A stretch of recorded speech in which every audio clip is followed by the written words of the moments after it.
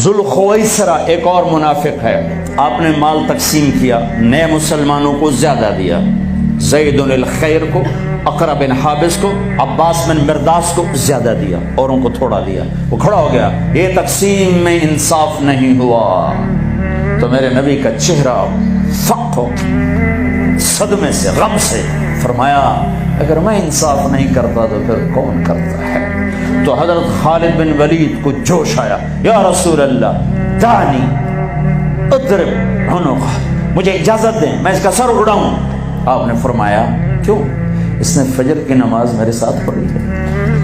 وہ کہنے لگے یا رسول اللہ یہ منافق ہے، اس کی نماز کا اسے کیا فائدہ؟